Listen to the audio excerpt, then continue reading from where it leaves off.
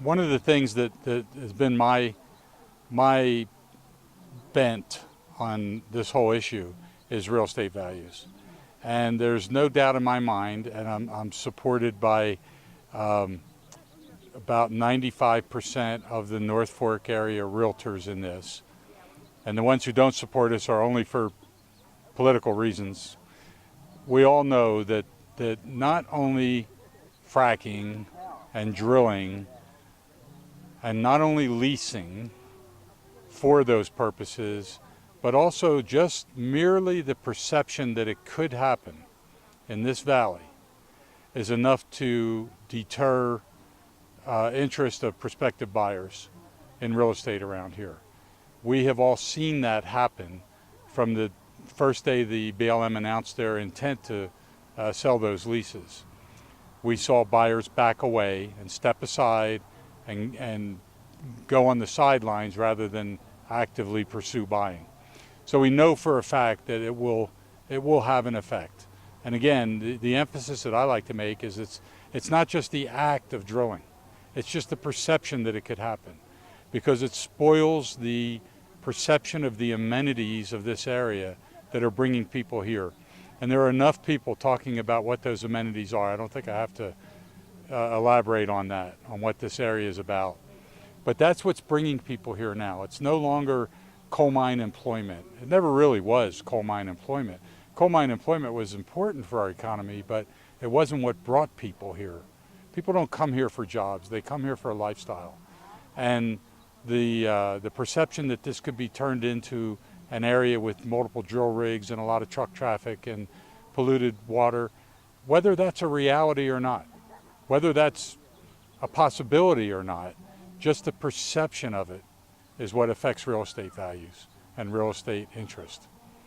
And that's where I'm coming from on this.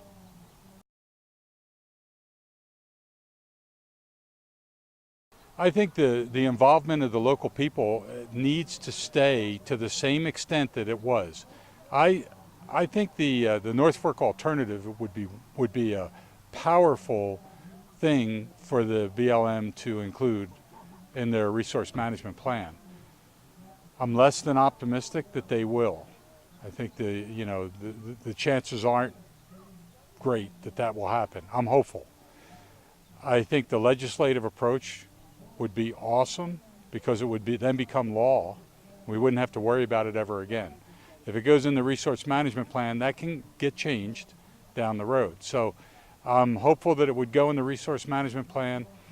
I think the community needs to keep their involvement up. We can't slack off. Our Congress people and senators are watching us. They want to see the fervor. They want to see the enthusiasm. They want to see that maintained, and that will encourage them to act. And we've had some good indications that they will act if we do that. So we need to keep it going. The other thing I should say is one of the objections I've heard to the North Fork alternative is that when you really look at it, it's very restrictive to drilling. We've taken the position that the North Fork alternative does not prohibit drilling. It just protects our resources, allows drilling with protections. People who have looked at it in depth that object to it have the perception that it's very restrictive. When you really read it all, it restricts drilling in a lot of places.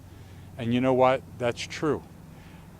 But the places that it restricts drilling are on the public lands, the BLM lands, not the private lands. And so when you look at the total amount of land in the North Fork Valley versus the land that the North Fork alternative would protect, it's really a minor percentage if you look at that. And so that argument kind of washes out a little bit because of the fact that it's very restrictive for a small amount, a small percentage of the land that could be drilled. And yes, it is restrictive for that land.